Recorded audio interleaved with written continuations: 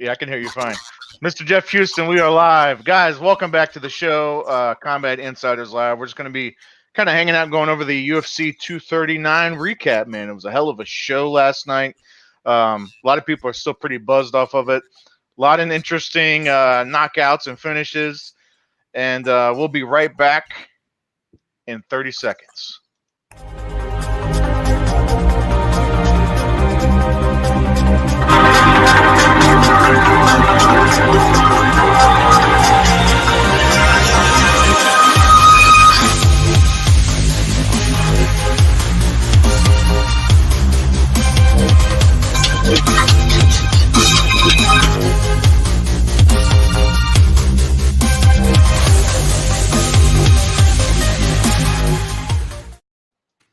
Boom, there we go. We are live, ladies and gentlemen. Mr. Jeff Houston, what's up, man? Just another nuclear Sunday, man. What's going on with you, Josh? Oh, man, I'm telling you, buddy. Nuclear Sunday. UFC 239, man. That was a hell of a show last night. UFC, still is able to pull a hat out of a rabbit. I don't say, there's no such thing as a rabbit out of a hat anymore. These days, with the expectations that are in MMA, boxing, and combative sports, you actually have to pull a rabbit out of a hat in order to get people to get interested. And, the buildup for the main card was just a spectacular main card. And there were just a whole bunch of upsets and, a few question marks on the futures of maybe a couple of UFC's, mainstays.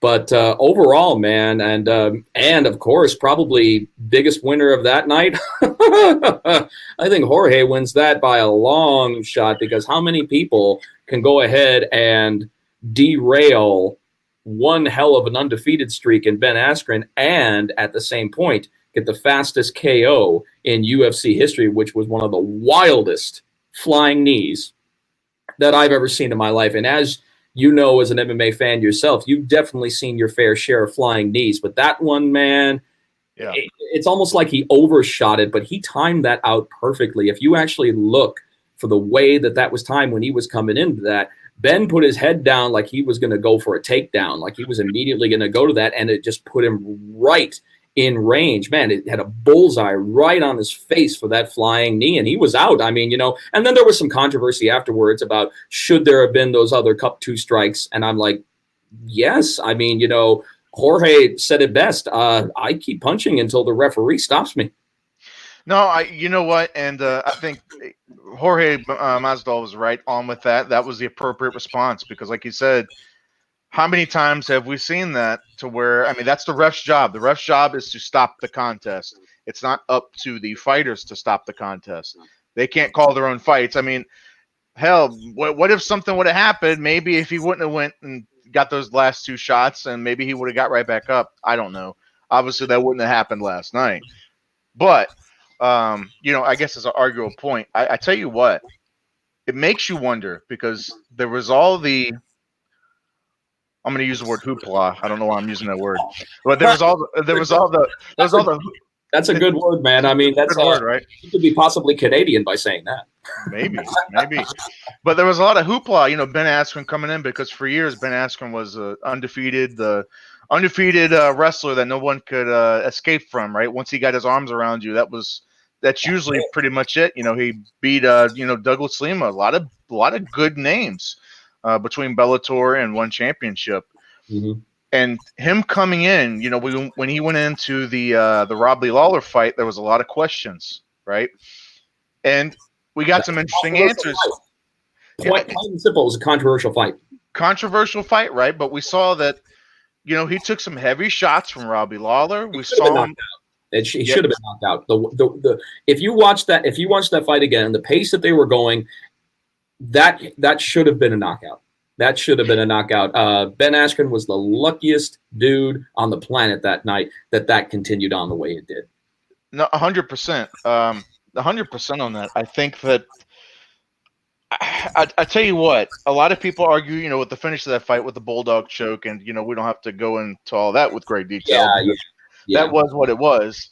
And then with this Masvidal fight, a lot of people thought, including myself, I thought that Askren was going to get his hands on him, just pin him to the ground, try to maybe sub him or ground upon him, and that would probably be the story of the fight. I knew Masvidal would obviously have the advantage in the stand-up department, but I thought that Ben's wrestling was strong enough to basically nullify that, essentially, with his wrestling.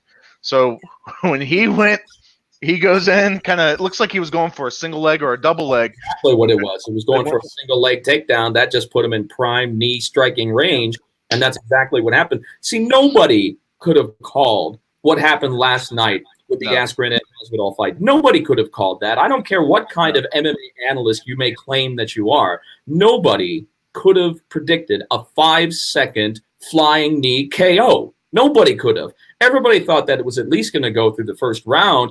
And, of course, Askren was going to go ahead and keep it on the floor like he always does, because that's what wrestlers do. I mean, that's just the way that they are. Love them or hate them, they're doing what they do. So, you can't really knock them for that, because there's so many people who knock wrestlers because they say that they're boring and lackluster fighters.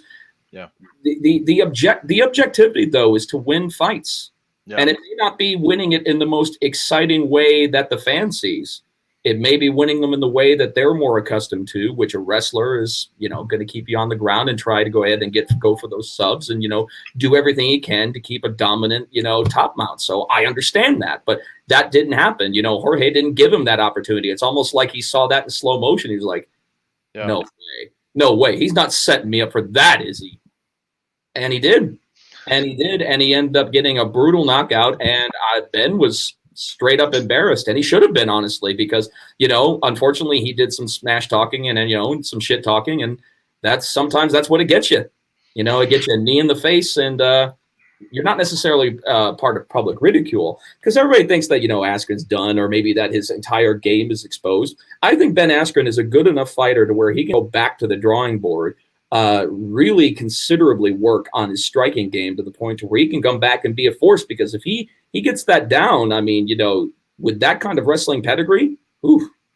And he's young enough to go ahead and give it another college try. He really is. Nothing is done here for Ben Askren in any way. Nothing is done. That's a good point, Jeff. I wonder, because a lot of people have said that, right? Like you said, a lot of people have talked about immediately after he got knocked out, well, he should probably retire. Well, he should probably leave the UFC. Well, No. There was a lot of that going on because, like you said, a lot of people Rockhold. Most of it was from the Rockhold, because him too. That broken jaw on top of that, and unfortunately, he hasn't been on the winning streak as of late. A lot of people thought that Rockhold was going to be kind of the next big thing at one point. I mean, I certainly thought that when he first started off in Strikeforce. I thought that he was going to be the next big thing. But it's amazing what happens when you come over to the UFC, because I'm telling you, man, the competition that's available to the UFC is unlike anywhere in the world. It's just that much different. Yeah, it really is. I don't care where you fought. I don't care if you've been over at one championship and you believe that the Asian talent over there is dominating. A lot of those guys who are in one right now, they're doing so good because they're at one. But I'm going to be interested to see when certain one top prospects get the opportunity to come over to the UFC, and then we're going to see a lot of holes in their games, because the pedigree that's on top of the competition here is just so much more massive. Just different. It is. Yeah. It is. But no, nobody, even Dana White afterwards was even kind of saying that maybe Rockhold should retire. In those kind of situations, maybe Rockhold just needs a different camp. Maybe he just needs a different gym. Maybe he just needs different representation, because if this has happened on several camps with him this far, then maybe the camp isn't working out for him.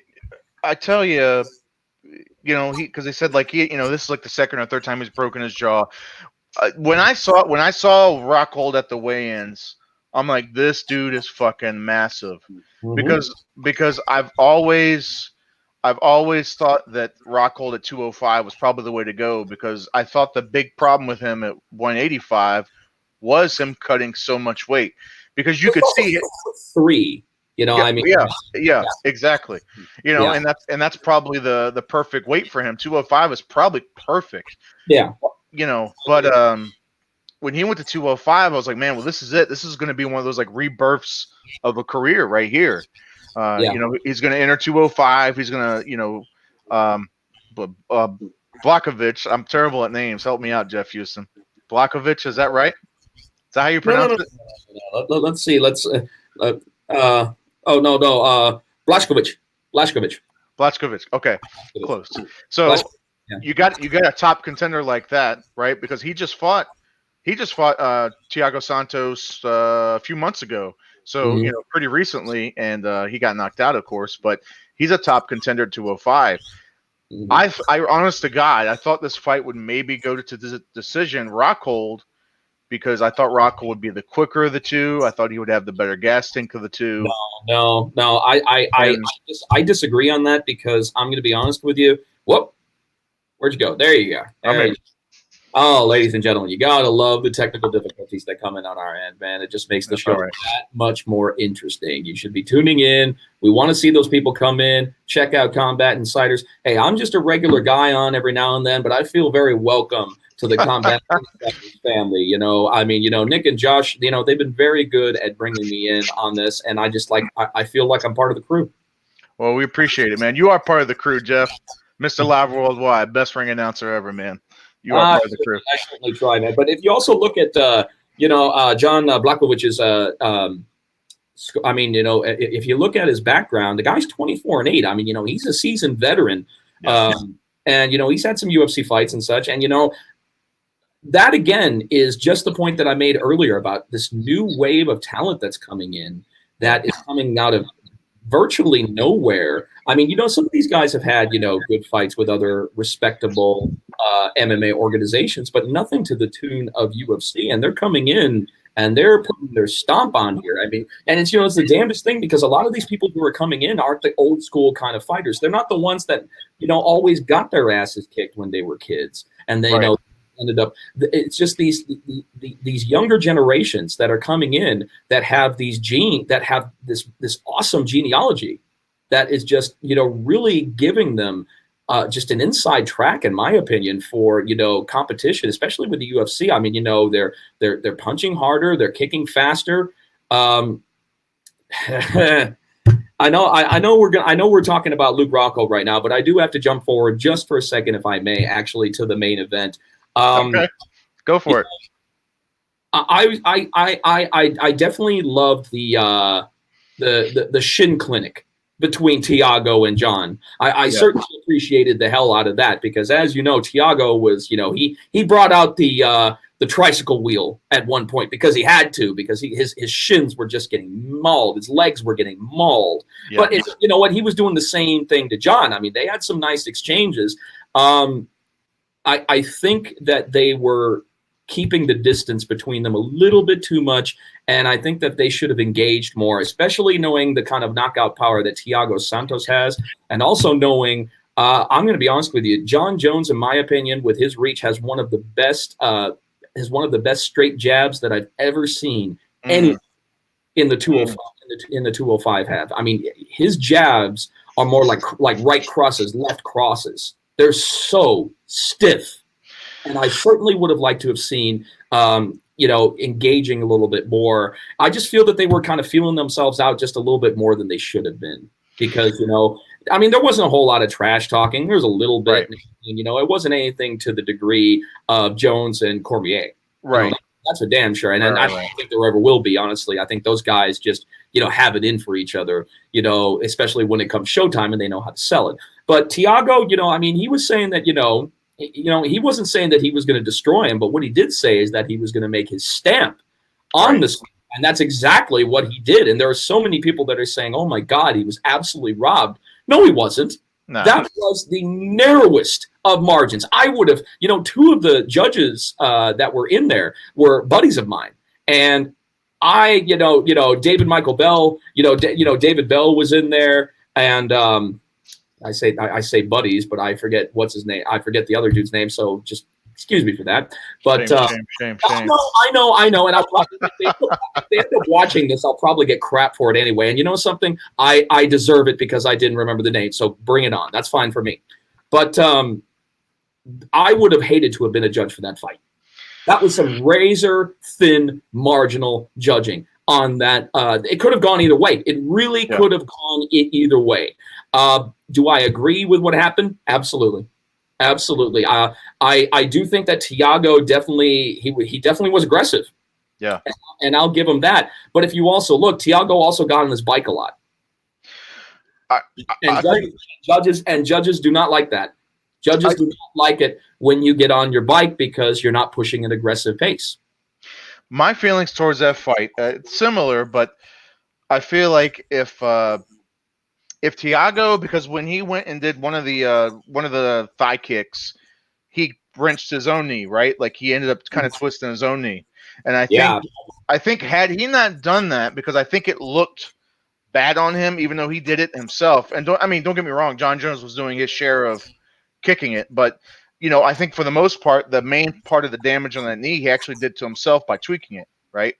Oh, absolutely. I think that had he not done that and had he not looked like he was limping around the octagon, I feel like maybe that would have swayed maybe the judges on maybe one more of those rounds, and I think he would have won. I think it was close enough. I don't get me wrong.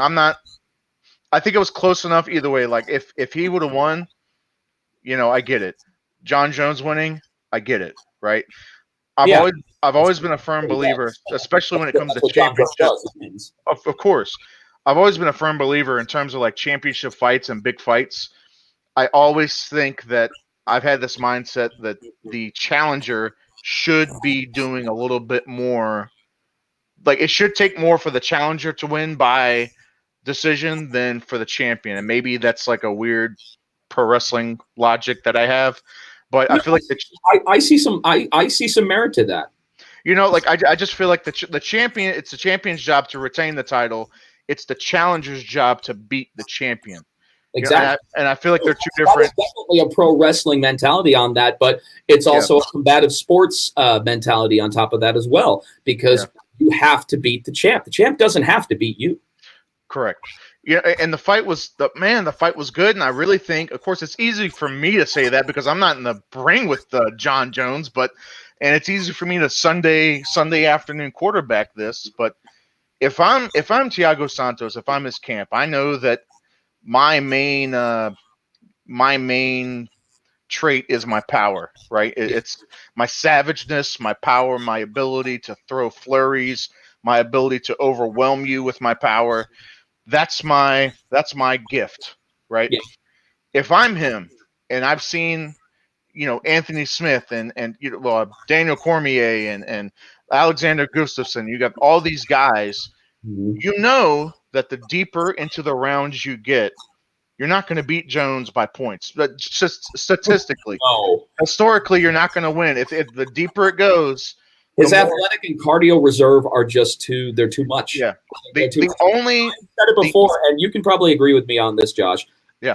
As far as athletic ability and talent, I don't think anybody can honestly touch John Jones right now. I think his talent and athleticism is, for lack of a better word, ungodly. I think the only one that even comes remotely close, but it's still not close, is Cormier. In terms of just pure athleticism, right?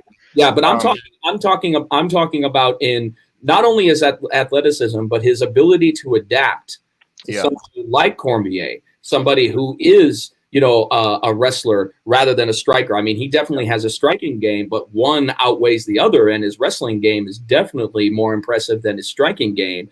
Even though that he shocked us all with the stoppage against Miocic. Which honestly, a lot of us weren't expecting that to actually happen that way. We thought that, he was just going to kind of give another, wrestling click, but that did not happen. He showed us his versatility. But I still think that John Jones, I don't think he's done exhibiting his versatility, and he's just hitting his peak. And that's the scary part about it, is because the athletic family that this man comes from. Yeah. Everyone in his family is an athlete. Is a champion. Is a champion athlete at that. Is a champion on top of that. So this guy has, he hasn't even hit his peak yet. And I think that we're still in for one hell of a ride with John Jones, just as long as the man can keep his personal life under control. Sure. As long as he can exercise those demons, get all that out of his system, because, hey, I can understand it, especially in a situation that he's like, being the cream of the crop, the cock of the walk in Las Vegas, and having all that available to you after you get yourself a big win. Hey, I've been around that. I know exactly how tempting it is. It's just that you got to realize, is this worth my livelihood and retiring possibly in the best possible financial situation that I could ever be in? One that maybe I didn't even see myself in. In those situations, I just don't think it's worth it. I never think that sacrificing your life for any kind of recreational what have you is worth it. It just isn't. Do you think that, without rehashing all of it, because a lot of people know what he's gone through, but like it's pretty without rehashing everything, like, do you think that people can look around that? Because he is great, there is no undenying it, no matter which which lens you want to look see him through. You can't deny his gift, his athletic prowess. You can't deny his like you said, his ability to adapt to anybody. Yeah, right? You can't deny it. Yeah. But with that said, with the the metabolites and the picograms and the pregnant woman car accident and the running to get his cash and his chains, all that mess, does that overshadow, like, will that 10 years from now, 20 years from now, when they maybe go to induct him into the Hall of Fame, does that go well? No, not at all. It would have to take something that would have to be like majorly indictable in order to really kind of, I mean, like a criminal offense, like an actual. Yeah. It'd have to be something it'd have to be like extremely felonious, even more so than what he's been through already, in order to kind of tarnish his legacy and have people say, I'd love to have seen what this athlete would have been capable of, but unfortunately his personal demons they were too strong. They overtook him.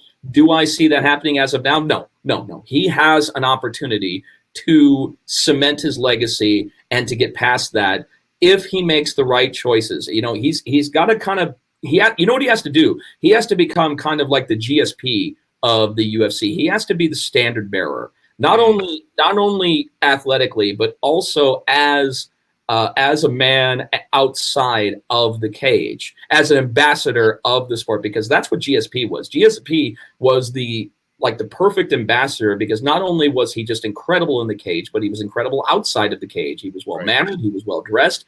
He was a philanthropist. He got into so many different charitable organizations. He was always giving back. He was always signing autographs, taking pictures, granting interviews. He was a very well-spoken, well-rounded, nice man. And I think that if John Jones can kind of follow in those footsteps and kind of become that ambassador that everybody wants him to, then yes, I think people can overlook those and say, something, he was young. He also, you ever heard GSP's like UFO alien abduction stories? I didn't say anybody was perfect. I tell you, he honest to God believes that he's been abducted, I think, twice. He really believes he's been abducted twice. You cannot convince him otherwise. This is America, man. Let him believe in whatever he wants to. I mean, that's the American way. If he wants to say that he was taken up and he was abducted, I mean, who are we to judge anything? I mean, don't judge it until it happens to you. I mean, it sounds far-fetched, but then again, here we are plunking down movie tickets to see things like Independence Day, Fire in the Sky, and everything like that. Why are we doing that? Because fascination. Yeah. Well, we entertain the possibility that this could happen. Yeah. That this could happen. It's just when it's a famous public figure and not some guy from Jerkwater, USA, who happened to say that he saw a bright blue beam out of the cab of his pickup truck. It's a little bit. It's a little bit different, and that's what people don't understand, is that even though you're in the public eye and famous, you're still a person, and you still could have something as fantastical as something like that happening to you. Yeah, 100%. Well, I and to your point, man, like about that, like, not to go off on too big of a tangent with it, but like you said, whatever the hell we want. That's right. That's true. But like they uncovered, the government declassified a lot of documents where, for years and years and years, with the whole Roswell thing, everything was all hush hush. Area 51 doesn't actually exist. You people are all crazy. But then all this stuff got declassified a few years ago that showed, well, there's actually been billions with a B dollars invested into like the research of UFOs and flying saucers and things like that. Why would you have to ask yourself, why would the government, if this was all a bunch of fairy tales and magic wands and blue lights, why would they take it as seriously as they did if they didn't think there was some sort of credibility to it? There had to have been something to Gosh, invest. you're an intelligent man, and Yeah. you project things in an intelligent way. So Yeah. therefore, you should know that something like this is 100% possible, if not absolute, because Yeah. for us to think, I mean, I know you said you didn't want to go that far off the tangent, but I have to address this. I have to address this. Okay. For us to believe that it's us and nothing else in this infinite space that we have is just absolutely ludicrous. It's nuts. beyond. It's beyond ludicrous. It falls into the category of the people who are saying that the world is 6,500 years old, or that that the Earth is not round, that's flat. Because I mean, if it were round, we would fall off. I'm like, that's kind of what gravity and the pull of the axis of the Earth actually kind of. Let me tell you something. We could go off on a tangent. I tell you what. Well, never mind. We go off on a tangent about that. I don't. Well, I tell you where I'm at with that. Let me, since you brought it up. I tell you what. The camp I'm in an interesting camp. I don't know if I would ever say unequivocally that the Earth's flat, but I don't know that I would say unequivocally the Earth is round either. Right? Only because. There's a lot of simple things I think that are just a celestial body pulling on a 360-degree axis. What other shape could it possibly be? Celestial bodies have to pull on an axis, and especially at a 360-degree axis, we would actually have more gravity shifts and pulls if the Earth were a different shape other than round. We would actually have more issues with not only ozone layer protection, not only with sun coverage in certain areas of the world. It just makes more sense. Basically, the way that the world turns and the way that the world functions indicates that celestial bodies are round shaped. They're not flat. They're not oval. They're not whatever you want them to be. It just makes more sense because honestly, if it were a different shape, then I think that we would have more extremes, not only in weather, but we would have more extremes just all across the board in feelings, sensations, gravity fluxes. I mean, there's just so many things that would happen if this was a flat Earth. Well, let me ask you this. Have you ever seen a real picture of the Earth from space? Yeah. Where? Show it to me. Oh, I mean, I can't tell you that I have it on the top of my head. We went off the tangent, remember? No, I know. But my point is, if you Google like real Earth picture, NASA themselves has said that every picture that they've put out has been, what's the word? It's been like photoshopped. It's not an actual picture. And that's not like conspiracy 101. That's like legit. Like they have said themselves, the photos they present aren't real. They're not real. Yeah, well, So, hold on. Now, I will challenge you to something else. I'll challenge you. And this is anybody listening. Okay. It's just, like I said, I'm not trying to convince anybody anything. What's interesting is, right, so if the Earth is round, and if there's a low Earth orbit, there's a high Earth orbit, and there's all these satellites floating around and all this space junk floating around the planet, which that's what we've always been told. There's about, if you do the math, I want to say they say there should be anywhere between 10,000 and 20,000 satellites at any given time floating around the planet. Yeah. Okay, that sounds like a fair number, right? Since they've been. That might even be conservative. It might even be a conservative number, but like most experts kind of somewhere around 10 to 20,000 pieces of shit just floating around the planet. Okay. Mm-hmm. The pictures that you see in every single picture that you've seen of the planet, what's one thing that you've never seen in the picture? You never see space junk or satellites, and somebody did a composite picture of what it would look like if there was 20,000 satellites scattered. scattered around. There'd be obstructions. There would be obstructions to the There'd be picture. obstructions to the it'd be obstructions to the picture. But you also have to also remember that the pictures that are released, they're not necessarily going to release the most obstructed pictures that are going to be available. I mean, these are pictures that are being taken, thousands of pictures at a time, and they're just trying to get clear. I mean, they're not going to go ahead. It's like if you're, let's just say that like you're. I'm sorry, I'm drawing a couple of blanks right there because I thought that UFC 239 recap, and we've gone way. No, I just want to show you something. Look. I want to show you something. Bless you. Yeah, no, you're absolutely right. Now look. When you pull up a global picture like that, there's very little obstructions, or there's very few satellites that are, basically, in the way. And if you actually compare, if you compare a lot of these pictures side by side, the shapes of the continents are different, like the sizes are different, even though they're supposed to be, they're around the same size as terms of the entire globe. Weird, but the topography hasn't changed for a long time. Topography hasn't changed in the Earth for, it's pretty much still, it's been kind of the same for the past couple thousand years. All right, here we go. Here it is. That is what it should look like. Man, that's like some space junk, man. That's what it should look like based off of how much shit is, let's see, as of 2018, that's how much shit should be floating around our planet. Man, it's like New Delhi. But you will never see a real picture with that on it. Okay. There's all right. You pled your case. I don't want to go too deep, man. Like we can go deep. Like I think that self-admitted by a lot of that NASA has talked about how they haven't been back up to space since like the first or second time that they actually went out to the moon. And there are interviews from high up NASA.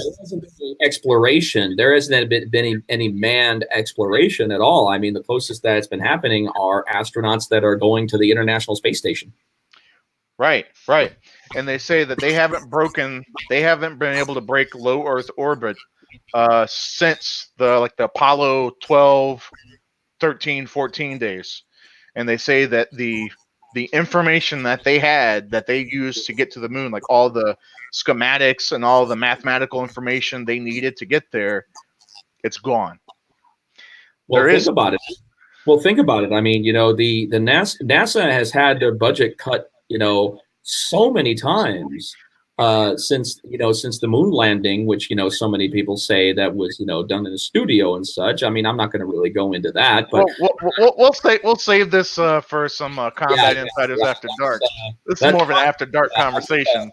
We'll take a page out of Eric Bischoff's book, "Controversy Creates Cash," or something like that. Yeah, we'll do that another time. But no, ever since that happened, and we kind of won the space war at the time against the against the Russians at the time. People just weren't interested. It's like when Apollo 13 went up to the when they were trying to make it back to the moon. And they were kind of doomed from, unfortunately, the start because there was a malfunction that was just waiting to happen. Unfortunately, I just want to pause you real quick, Jeff.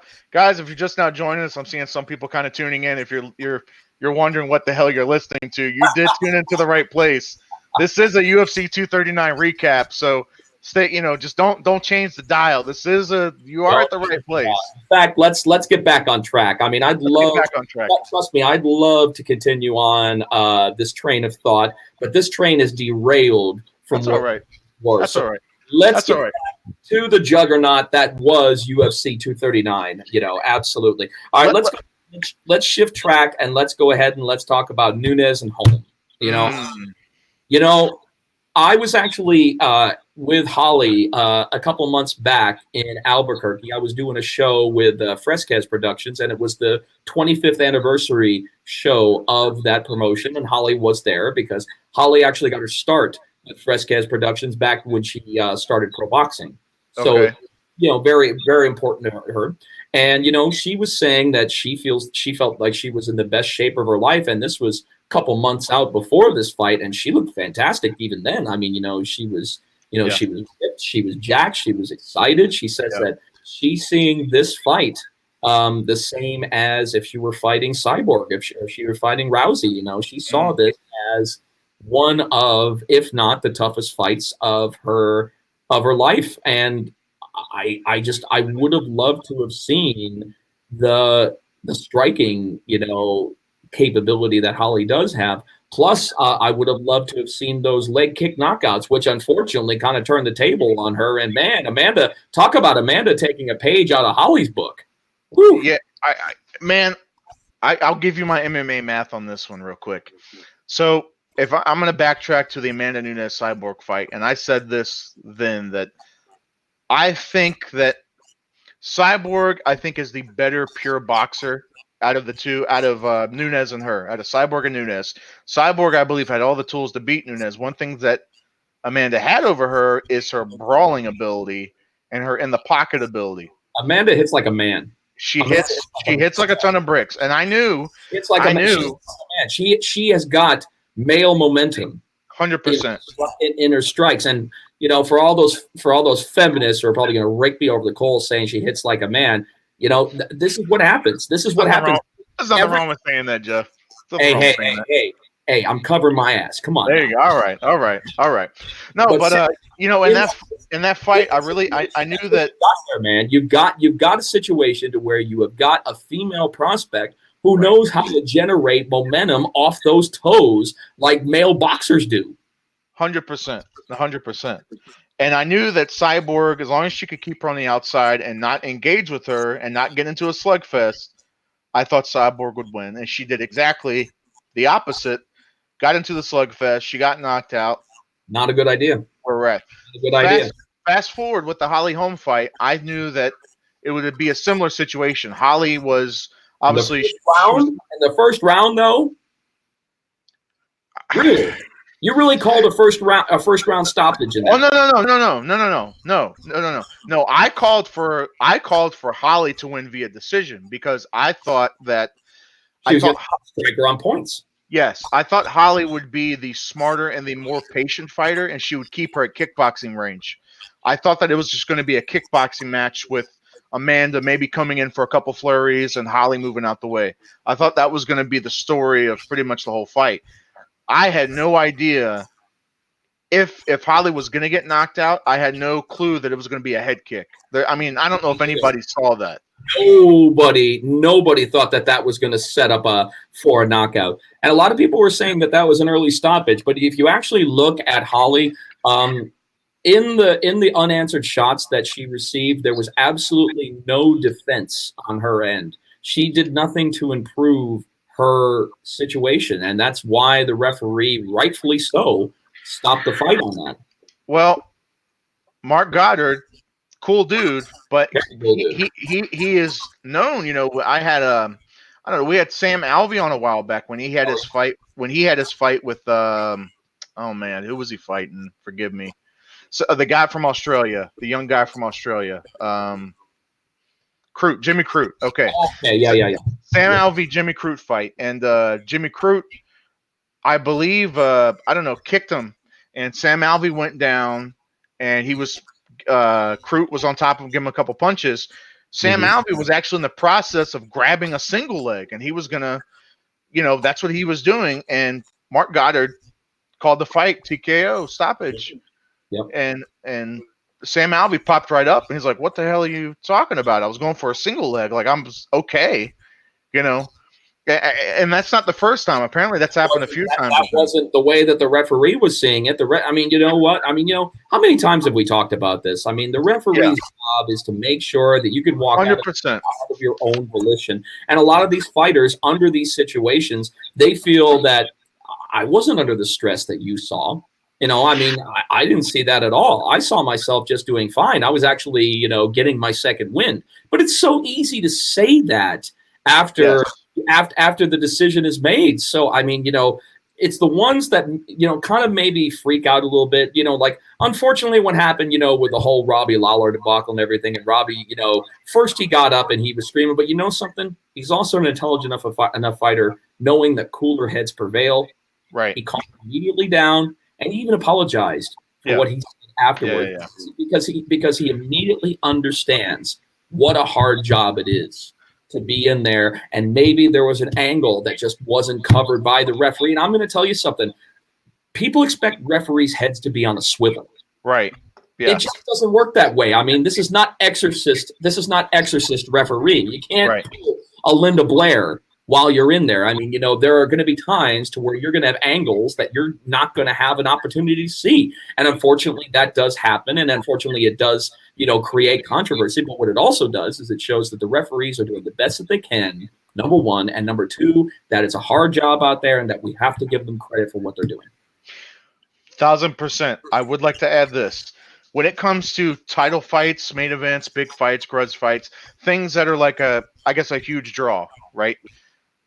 I have always said that I do believe that big fights like that, maybe I understand, you know, health first, fighter's health first, and I get that, and I appreciate that, and I can respect that. But for these bigger fights, man, I really feel like they should let it go just maybe a touch further than they normally would if it's not a title fight. Because I think you need to give that fighter that chance. Like Holly Holmes, who knows? She might not ever get another title shot after that. I mean, that could be – I'm not saying she's not capable of it, but it could be. That could have been the last time we see her in a championship match. I don't think so. I don't think so. And the reason for that is because she got caught. The best get caught. The best of us get caught. I don't care who you are. I don't care who you are. There's only a select few who actually don't get caught, or the ones that can get caught and that can make their way out of it. Rebounding from a leg kick like that is, I'm not saying it's impossible, but it sure is. It's a hell of an uphill battle that unfortunately most of them can't. They can't negotiate that. And that's just the way. And that's just the way that is. But it is what it is, and I don't think that that's going to be the last time for Holly Holm. However, there's definitely back to the drawing board. She's going to have to get further back in the line now. That's for absolutely 100% certain. But I don't think that the title picture for her is done as of yet. Even though that she's had some good competition, because also what it's showing that this caliber of competition, like I told before, is just getting better and better and better, and she's just gonna have to go back to the drawing board, and she's going to have to get off this boxing training, and she's going to have to get this well-rounded MMA camps in there. And she's got the best camp in the world. I mean, she's got Jackson Wink, man. I will say this because I know I have seen Mark Goddard comment on our stuff before. So I know, Mark, I know you watch the shows sometimes. So. I keep wiping my face. It's South Texas, and our air conditioner is out, so it's hot as fuck in here.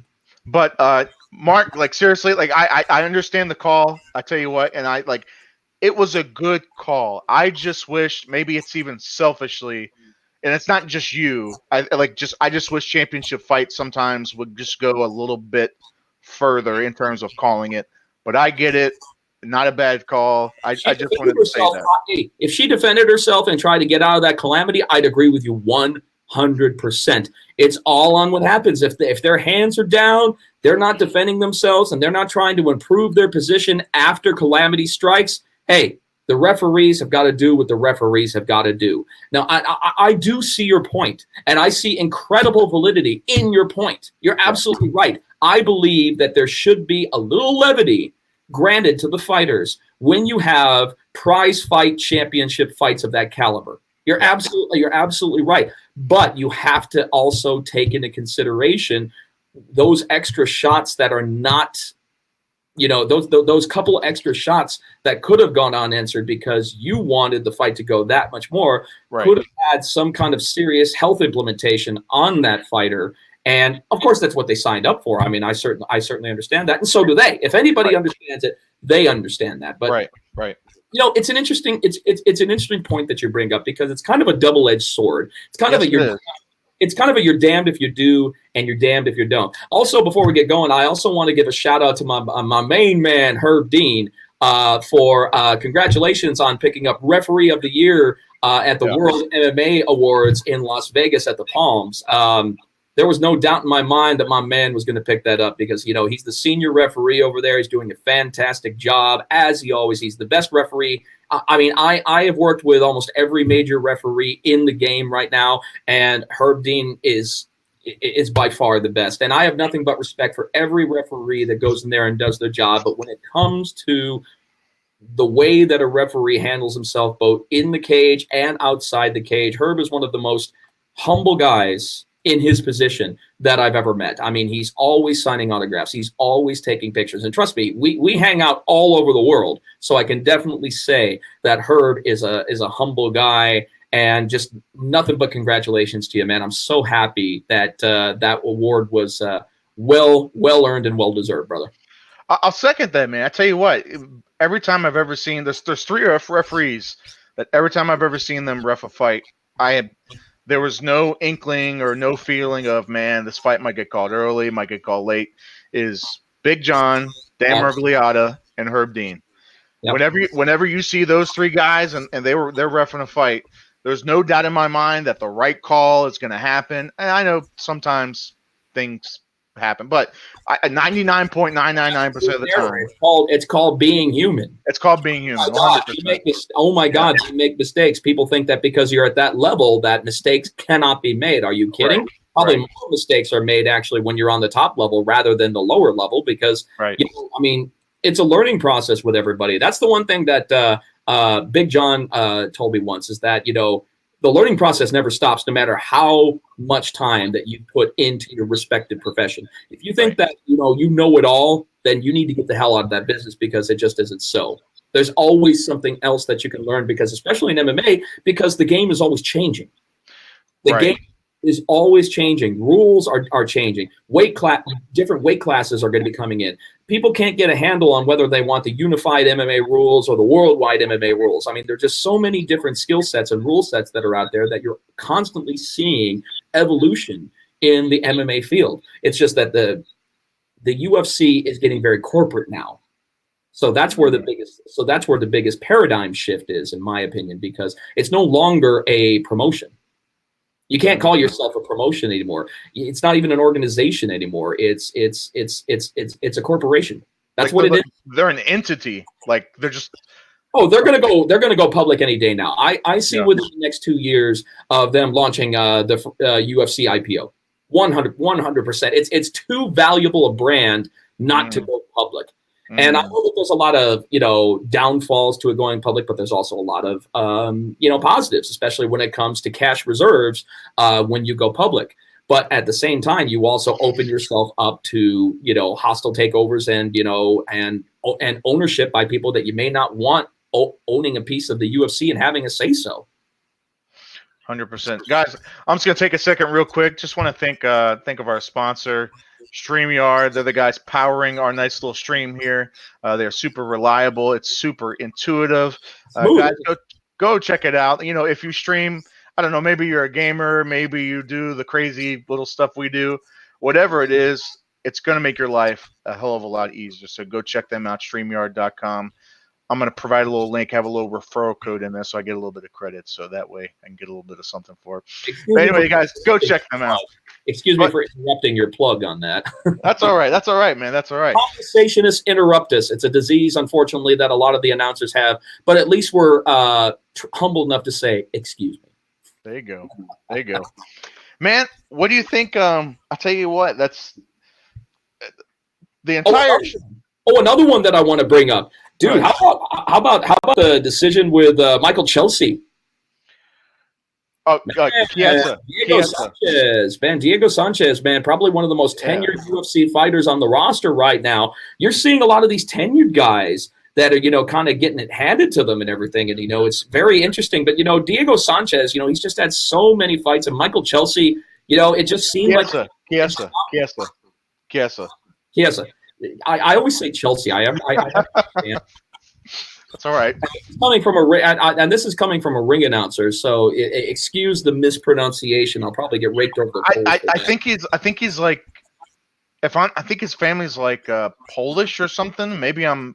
Yeah. I want to say that's what it is. It's like Polish or something like that. I know it's like middle, like Mediterranean-ish, like Mhm. I don't know, man. Maybe I'm off on that, but I know it's Chiesa.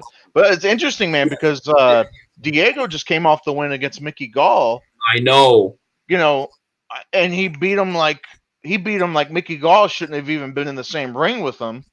And then with this fight is very interesting because Michael Chiesa, this is only his second fight at 170. Mhm. So Actually, it's Italian. It's not is Michael it Chiesa. Italian? Okay, okay, Italian okay, background, not Polish background. I okay, okay, had to get okay. clarification on that. Close enough. Close enough. Close enough. But this is a second fight as welterweight, and Chiesa, his first fight was against Natural Born Killer Carlos Condit, and Yeah. he just looked like $1,000,000, man. I think him coming up in weight, and he doesn't have to cut no more. He doesn't have to drain himself against a guy like Diego Sanchez, who, like you said, he is just a veteran of the business. He's been in there with everybody. I think like 30 some fights, 20 some Everybody. fights, or something crazy like that. Most of his career has been with the UFC. Most of his career has been with the UFC. Yeah, Career- UFC, tough enough. Ultimate Fighter season 1 vet, man. Him coming in there, I thought for sure that Chiesa was going to be able to put him away and sub him out, I but don't know, not. man. I mean, against those battle-tested veterans, you never know. Sometimes they can actually, pull the hat out of the rabbit. So sometimes that happens. But unfortunately, in this case, it was Michael Chiesa's night, man, and he ended up getting the decision. I tell you what, I think Chiesa. I think he's a title contender, man. I really do. At 170, he looks so damn good, and he looks so damn confident, especially in his ground game, his jiu-jitsu. He even picked a couple shots on the stand-up against Diego as well, so which was I didn't see that coming because Diego Sanchez is very unpredictable in the stand-up department. Yeah, Uh, yeah, he is. That's a good point. I, That's a, uh, I really think I'm gonna love seeing him develop in 170. I think he could be a real contender, man. I really do. all right. Let's go down to the preliminary card and let's talk about Arnold Allen and Gilbert Melendez. Yes. So Another I, another decision, another interesting decision there. yeah, interesting decision. Of course, Gilbert Melendez, the veteran, right? The MMA veteran, has been around forever. And Yeah, then Allen, who is the UK guy, kind of up and comer. great record though. 50. He's 16. He's 15-1 now. So he's got a great record. I Interesting fight. I kind of caught the middle of it, but it is interesting fight. Allen looks good. A lot of people say that I heard some people say should have went the other way. I heard some people say no, it was right. I I don't know, man. Mhm. Um, I'm actually going. I want to kind of look. No, there's nothing wrong with looking. Nothing wrong with nothing wrong with looking at all, man. I mean, this is live, so you got to do what you got to do to keep the face on and keep it live. Another thing, I don't want to get too far off, but Yeah. from what you saw from Masvidal's basically highlight reel knockout for like the rest of the UFC's tenure, who do you think he should get next? Honestly, after that knockout, there's only one name that comes to mind. Who? Usman. See, I think that he's been with the UFC long enough, and I think that when you have a hype train knockout like that, sometimes you have to keep it going. But then again, sometimes shit can happen wrong. Like remember when Ngannou had his incredible knockout over Alistair Overeem, and everybody thought, oh my God, he had this, incredible, brutal knockout, and that he should actually automatically get a title shot, which he did. He ended up getting Stipe Miocic, and Stipe was just the smarter fighter in that situation, and he knew how to keep the big striker at bay. So, I mean, that could conceivably happen, but I think Usman and Masvidal, dude, that'd be a barn burner. I think that for one, Usman's injured, and I don't know if there's a timetable for him to even come back yet. No, But he's not clear. and real quick, I was mistaken. I was thinking about another fight. So I'm sorry.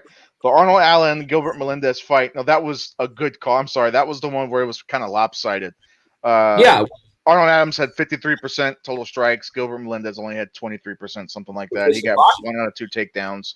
So I was thinking of another fight. No, but that was Arnold Allen. That was kind of one-sided against a veteran. But to your point, as far as that, I really think Usman, man. I think Usman's gonna take his time coming back. He doesn't really have to be in a hurry to come back because you got the Robbie Lawler, Colby Covington fight. I think that fight is possibly for, a number one contendership fight for the title. I don't really understand that matchup because I feel like for Robbie Lawler, it's a step down in the sense of like rankings because Colby Covington, here he was interim champ. He had to get surgery, which was, mind you, recommended by the UFC doctors. He had like a nasal reconstruction or something like that. Deviated septum. Yeah. And it was recommended by the UFC doctors. It wasn't something like a lot of people hear that like, oh, he had nasal surgery. That's a bullshit surgery. But it was a big deal because he couldn't breathe out of one side of his nose. If you can't breathe, you're going to have a hell of a time winning a fight. Right. And Dana White was giving him shit like, oh, well, he dropped out of the fight because he couldn't fight. I need fighting champions, blah, blah, blah. And then he gets his interim belt stripped. Mm-hmm. Doesn't make any sense, right? Now you're putting him up against Robbie Lawler, who Robbie Lawler arguably, but he still lost his fight against Ben Askren. Yeah. I don't understand exactly what they're doing. I don't know. And where do you fit Tyron Woodley into that situation, right? Where does he? I know because the obvious call is for the immediate rematch. The obvious call is for the immediate rematch once Usman is healthy and back to 100% or within a reasonable facsimile of that. So I certainly understand that, but sometimes there are certain times that I definitely think that the UFC just has to follow the hype train. Sometimes it pays off. Sometimes it doesn't. So it's kind of like a crapshoot. So is Tyron Woodley the more deserving? Absolutely, because a former champion should always get a chance to redeem himself in most circumstances. That's definitely the WWE way to look at it, if you want to look at it. But in the fighting world, they're going to be honest. Which one is going to be the bigger moneymaker? And with Jorge's incredible knockout that the entire fighting world is talking about, that might be a train that they may want to actually board before the rematch. It's all about making the money. Doesn't necessarily have to make sense, but it does have to make money. I'll tell you, I wouldn't mind seeing Masvidal and Woodley. I wouldn't mind seeing that. Maybe a number one maybe a number one contendership. That definitely makes sense as well. I just think it's going to be more. Tyron Woodley is still, in my opinion, one of the better welterweights out there. It's just, it was one of those nights. It was just one of those nights which almost every major fighter at one point in his career has actually had. So it's going to be interesting to see what happens then. But I think, you might have a point there. It might be a better idea to actually get those two together for a number one contendership to see. And that would also give Usman a little bit more time to heal, after and, get his rehab in, get a proper camp in and get himself back into fighting condition. Because you always wonder how somebody's going to do after surgery. Has that time down, right? Really kind of kind of hurt you, in some senses, and you never know. I would imagine it if I'm the booker, if I'm the matchmaker here. I say booker. That's my pro wrestling term now. They don't call it that in MMA, but if I was the booker, I would since Masvidal obviously 0 injuries, he's still fresh. I don't even think he broke a sweat. No, right? I would try to put him immediately back in there. I don't know. I know they have shit scheduled already through I think September, but man, put him on that damn October. Well, there's stuff. They're scheduled through October already, man. And they should be, honestly. If they're the number one MMA company in the world, they should be scheduled throughout. They should be. Yeah. I'd put him in there, man. I'd find a spot for him like within the next month or two if he's down for it, which I think he would be because he's still in good shape. He's got no injuries, assuming he didn't injure himself somewhere in the middle of camp. But Yeah. assuming that there's no injuries, I'd lock him up against Woodley like quick and really get that full the full hype train in there, man. Get the full roll of that.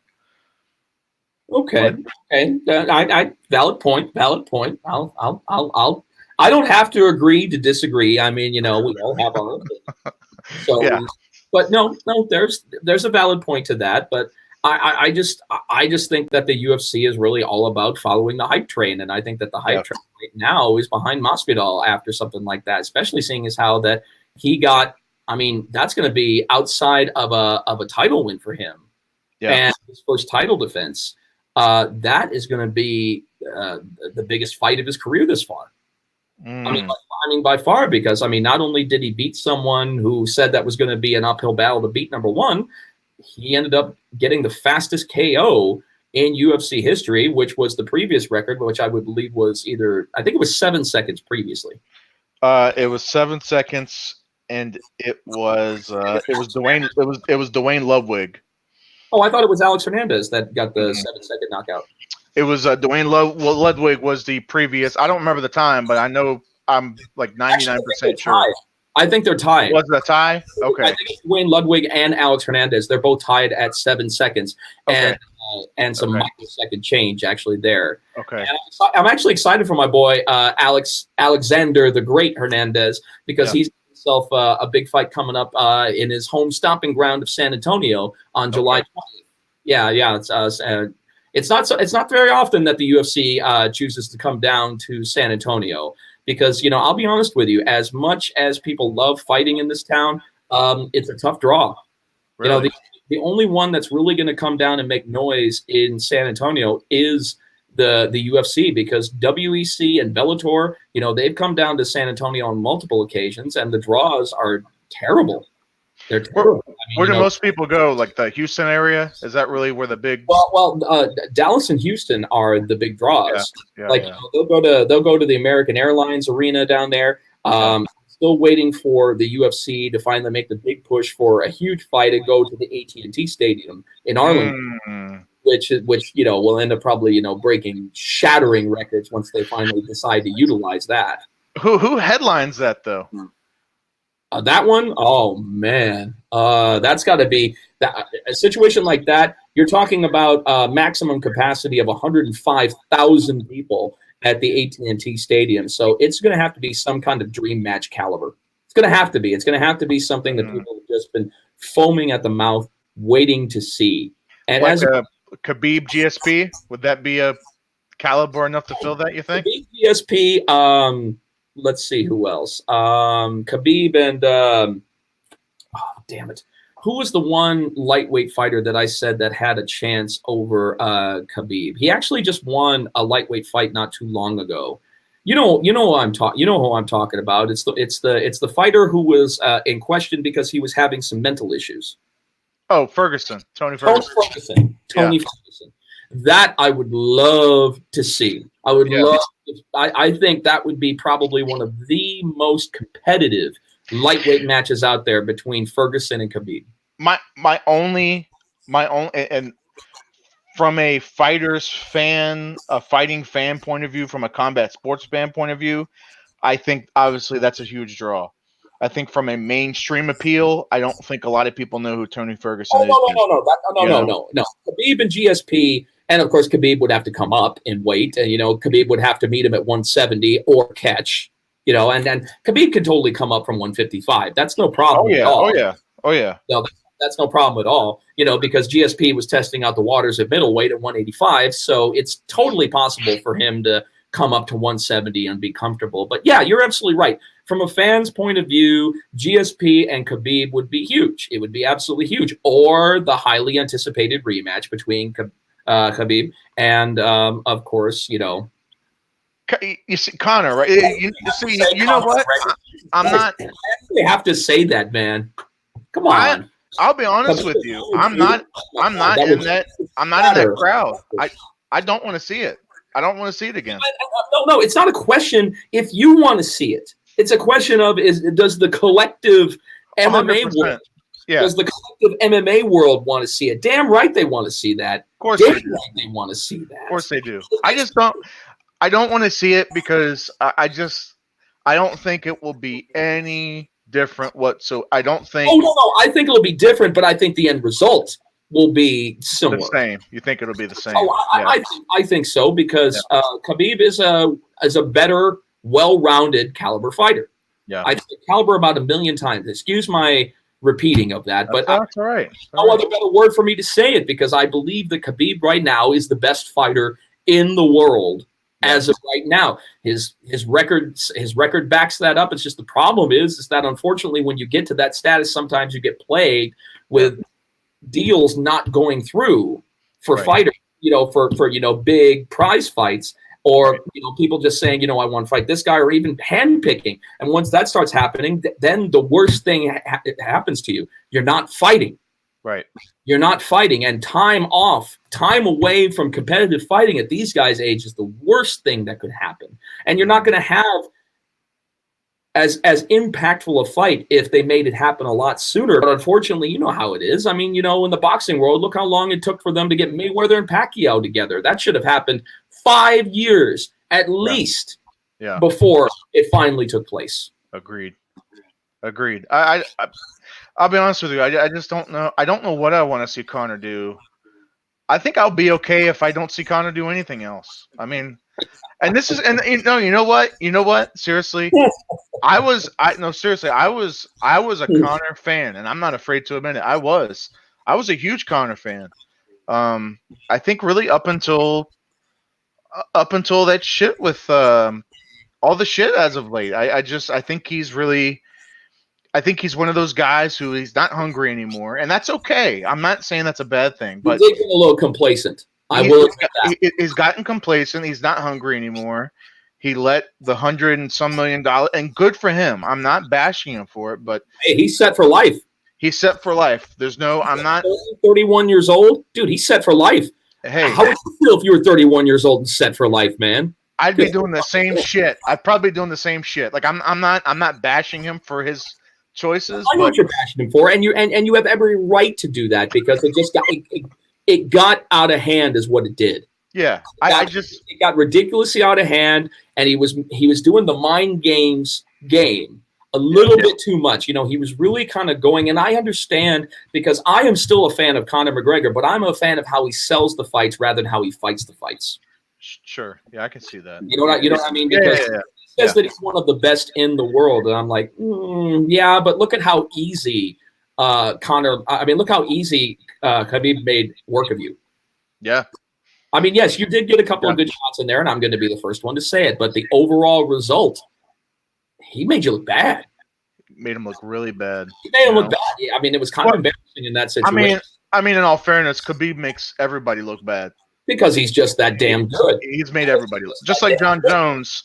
John Jones has made everybody look like they probably shouldn't be in there with him. Absolutely. With the exception of maybe Santos, he made it kind of competitive. Cormier made it competitive. Gustafsson the first time made it competitive. Look at the caliber and look at the pedigree of the fighters. Look at the quality of fighters that John Jones has been there. And he said at the post-fight press conference that he was one of the toughest guys that he's ever come up against. Yeah, and you could see. That was not an easy fight. That was not John Jones having a clinic. This was not an clinic. This was not him putting those world-class skills on display. Dude, he was having trouble, and he knows it. I still think, I believe with all my heart, man. I think Thiago, had he not tweaked his knee, I think we might be looking at a new champion. I truly do. I think the refs, not the refs, I think the judges saw that and saw him having trouble. It affected their view on how the rounds looked. So I don't know, man. I really do. I think Thiago would have won. Well, I mean, it was 2-1. It was 2-1 situation, split decision, and that's just kind of the way that it goes. And in those in those kinds of fights, they're tough to judge, man. And that exactly, and you got to figure all the pressure that's on those judges in a UFC situation like that. Now, I've worked with most of these guys, and I know what consummate professionals they are, but I also know that the pressure can get to you at one point. Yeah. I mean, I can't really say that for myself because, me, man, when I turn it on, I switch it on and I don't care if it's the UFC. I don't care if it's world-class boxing. I don't care if I'm in Madison Square Garden and 25,000 people are ready to get the shit done. Yeah. I don't see pressure. I see opportunity. But, but let me ask you something, Jeff. You know what? Pause that thought. I want you to keep that same thought. Let me ask you this. So okay. from there's the pro wrestling mentality. I know, like when we went through, and I'm not gonna pat myself on the back or anything, but when we went through training, I remember one thing that my trainers would drill into our heads, and I'm sure it's the same thing with like a lot of people who are involved in entertainment, sports, so on and so forth. Do you perform? Are you the same Jeff Houston if it was 5 people in the crowd or 100,000 people in the crowd? Like, you seem like the kind of guy that you're going to still put on the same the same energy, the same everything. Like, you think it's the same? If it's an empty house, I'm going to look at it as 20,000 people. If there's nobody else in the arena but you. No, not even close. There are some of these announcers that are completely full of themselves that, oh my God, I can't believe that, I have to play to a house of 25 people, 50 people. I'm so much better than that. I'm like, who the fuck do you think you are? Yeah. You really think that you're bigger than the show? Yeah. I've never for one instance in 16 years on the microphone ever thought that I was bigger than the show. I've always had that. Now, did I do my job to the best of my ability when I first started off? Hell no. I was green as hell. I was a rookie, and I was making mistake after mistake after mistake, and sometimes repeated mistakes, which happens. But as far as that level head, when you know that it could be a house of 50 people as opposed to 10,000 people, does that bother me? And do I give the same performance in front of 50 people that I would in front of 50,000 people? The answer, fuck yeah. Fuck yes, I do. You better believe I am being paid to do what I love. And what I love does not have an attendance number stamped to it, damn it. Right, yeah. This amount of energy for 5 people, this amount of energy for 20 people, so on and so forth. Yeah, no. It's not my energy is not based on attendance. Right. It's based on everything. It's based on the moment. It's based on what those fighters have earned. It's about what those, it's about what the fight fans who did show up expect to see. And they expect to see a good show. I don't care if it's wrestling. I don't care if it's pro boxing, pro MMA, bare knuckle fighting. Kickboxing. I don't care what it is. They came to see a show, and damn it, I'm putting one on. There you go. Putting on a show. Speaking of putting on a show, guys, tune in. I believe it's Wednesday, and I'm terrible for not knowing the date on this. Tune in to Wednesday. We have a live show. I know we got Arnold Adams coming on the show. I believe. Yeah. I know we have that. There's going to be an updated guest list, but check out Combat Insiders. Facebook.com/Combat Insiders, CombatInsidersMedia.com. We're on Twitter. We're on Reddit. We're on YouTube. We are everywhere. Check out Mr. Live Worldwide. He's on Facebook. Are you on Twitter too? You're on Twitter too, right, Jeff? I am on Twitter too. I don't have my handles on me. That's all right. Just search Jeff Houston, Mr. Live Worldwide. You'll find them easy. Houston, just like the city, Houston, we have a problem, but there's no problem here, baby. There you go. Problem. There you go. I know that this was a UFC 239 recap, but what I also want to talk about for a second is I definitely want to go ahead and talk about the big event that's going to be taking place next week in Belfast, New York, and I'm talking about the Bare Knuckle Boxing, the 2019 Bare Knuckle Boxing Hall of Fame induction ceremony weekend. That's going to be going down upstate New York, Belfast, New York. And I remember when I first met Scott, and Scott Bird is of course, the president. For those who are listening and watching, Scott Bird is the president of the Bare Knuckle Boxing Hall of Fame, and he was talking to us about the Hall of Fame and where they're located. They were located in Belfast, New York, which I'm going to be honest, most people, if you don't know upstate New York, don't know where the hell that is. Right. Actually more of a village rather than even a town. Right. But it's going to be, it's just good. There's going to be so much buzz going on up there. I mean, we're going to have so many people that are coming out for this year. And of course, you know, obviously, and that's because of all the buzz that Bare Knuckle Fighting Championship has grown over the past 13 months. You know, in 13 months, it's just amazing that what we've done, we have gained worldwide media attention that you can't even pay for. You can't pay for that kind of coverage. And, you know, we're going to be having, and Scott was definitely saying this. He said it's nice to actually have inductees that are alive that can attend the ceremony, because usually the inductees are from, you know, that era, the 19th century, that were, you know, kind of breaking ground for bare knuckle fighting, which of course back then was illegal. Yeah, 100%. No, I tell you what, and Scott and his whole crew, man. I tell you what, getting to talk to those guys, getting the history lesson when we were in Tampa, man, and we had just a crazy live stream. People just kept popping in and out. Scott Burt sat down and we just talked, man. Like we just talked for like 30, 40 minutes, and he was just giving us like a history lesson. You know, he was that's all he does. That's all he does, and he's so good at it because he used to be a teacher, right? He used to be a teacher in a previous life, and that's all he does is tell stories, man, and give history lessons. He's so good at it. And those guys, man, such a great crew. They have essentially turned the entire town of Belfast into Knuckletown. I mean, the entire town. Knuckletown, USA. It's Knuckletown, USA. So, and how cool is that? That, you know, such a small town gets that kind of recognition, and that is going to end up being quite the tourist opportunity for Belfast, New York, because they're going to be able to have that. But there's going to be so much going on. If you'll give me just 1 second, I'm actually pulling up the itinerary about what's going to be going on so that I have an opportunity to tell people about what's going on this upcoming weekend. Of course, the festivities start on Friday and they go throughout Saturday and Sunday. We've actually got some fun stuff coming up. But let's see if I can actually pull. Here we go. Here we go. Okay. So basically what's going on, if you don't mind me giving a little rundown, Josh, about what's going on the Hall of Fame induction ceremony. Everything gets kicked off on Friday. There's going to be open sparring. There's going to be open sparring that's going to be going in the afternoon and early evening. And this is the funny thing. This is actually going to be going down in Apollo Creed's training ring that was from Rocky II. How cool is that? How cool is that, actually? How cool is that? It is cool. And I actually asked Scott to do me a favor, because I don't know when I'm going to get an opportunity to do this again, is that he's going to have a mic set up for me there, and I am going to do the Rocky II intros for Rocky and Apollo. And awesome. You know me, I got that shit down cold, and I'm like, when am I going to get an opportunity to do this again? So I want to be able to kind of knock that out. That's going to be fun. And then a little later in the evening, this is actually really cool. Actually, we're all going to be having cigars, courtesy of Smokey's Lifestyle Cigars. Billy Backus is actually going to be narrating his 1970 World Welterweight title fight against Jose Napoles. Wow.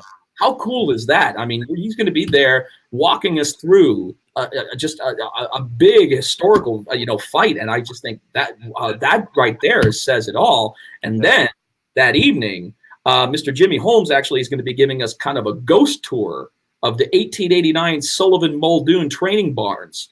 And he says that around that time in this part of the year, it's actually a little spooky up there. So I'm like, hey, a spooky bare knuckle experience. I like that. Interesting. I like that. And then what's going on next? I mean, that'll, of course, close out for Friday. And then Saturday, we're going to be actually having the official ribbon cutting for the Police Gazette Boxing Corporation offices. And that's going to be going down about 10:30 in the morning. And our induction ceremony is actually going to be a brunch this year. It's not going to be a meal. So it's going to, a dinner. It's going to be going down at about 12 noon. And there'll be, of course, some meet and greets for the the inductees of the class of 2019. Of course, myself included. So that's going to be awesome. And then Sunday, they actually put this out, and this actually sounds kind of cool. There's going to be kind of a relaxing day out at the Pollywog Holler Eco Resort. Okay. Which is, from what I understand, is you actually have to walk through the woods to get there.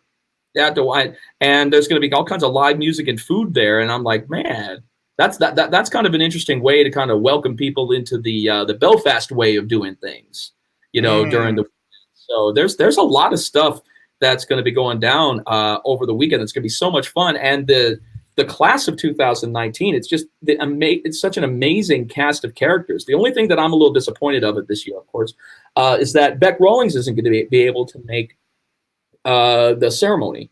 You know, she has some prior commitments. Unfortunately, that's going to keep her from going there. But she gave what a gesture that she gave to us.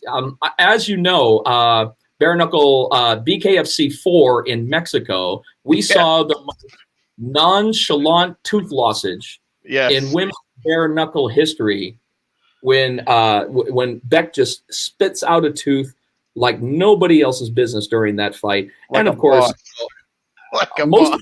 most of us thought she had maybe a cheek of gum that she decided to spit out, but then I remember the replay and I'm like, gum don't bounce.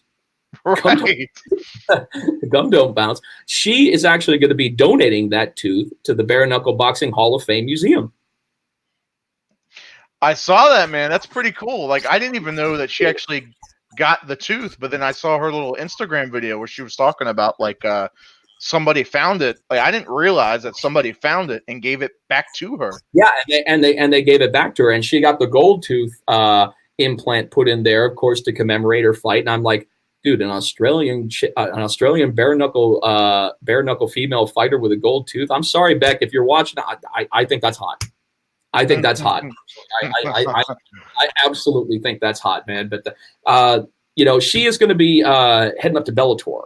You know, she's going to give MMA another crack, and I wish her all the best of luck. I just hope that she doesn't forget us here at Bare Knuckle. And I'm not going to say down here at Bare Knuckle because we're not down there. We're up there, man. We're making waves, and we're kicking ass, and we're taking names. So, I mean, I do wish her success, but I definitely want to see her get back in there and give that competition because as we were talking several shows ago, there's that one fight that I want to see eventually happen, and that's going to be Beck Rawlings and Christine Faria. I agree. I couldn't agree more. Agree more. And as you know, Christine's got a title defense coming up at BKFC 7. Helen Peralta. Yeah, and Biloxi back there at the Mississippi Coast Coliseum. And that's going to be August the 10th, I believe. That's going to be going down. That's going to be another pay-per-view. And, of course, the main event for that, Leonard Garcia and Jason Knight. I'm expecting fireworks. I am expecting another barn burner. I don't think that we're going to be disappointed with Jason Knight moving forward with bare knuckle. I just don't think so. I tell you what, people who I hope nobody is sleeping on that fight because Leonard Garcia, I mean, as you know, he knocked out Julian Lane in Cancun, right? A UFC vet. The guy has heavy hands. He's dangerous, right? And he's tough as nails. But he did not come out of that unscathed. No, he didn't. Julian got a couple licks in. He really did.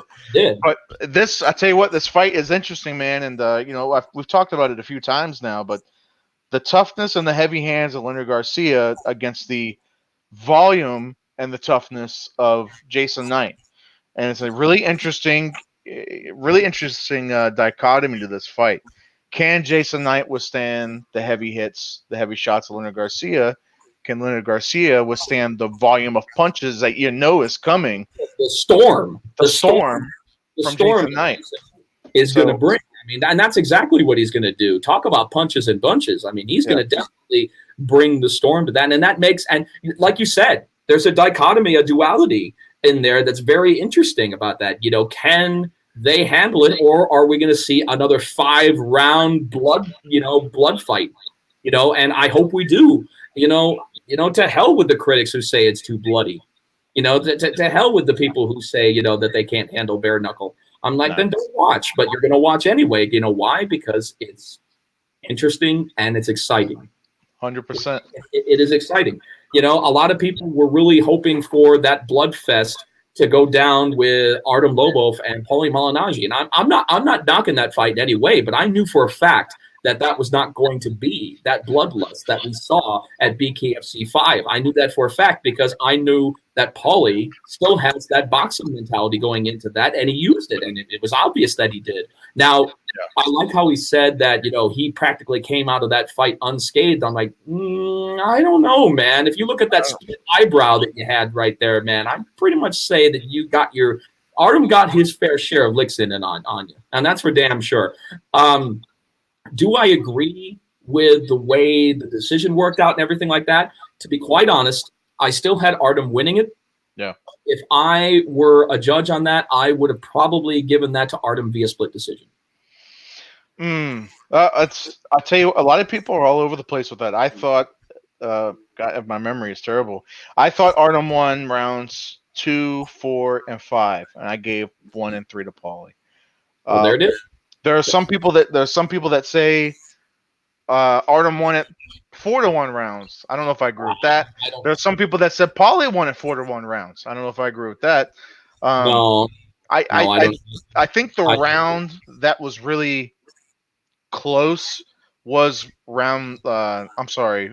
Well, it was rounds 2 and 3. Those are the two close ones, because those were the two where neither of them really did a whole hell of a lot. Paulie had a couple shots in, Artem had a couple shots in, but mainly it was just kind of back and forth. There really wasn't a whole lot that happened in those 2 rounds. And I think that's where people are kind of getting into the, he won. Yeah.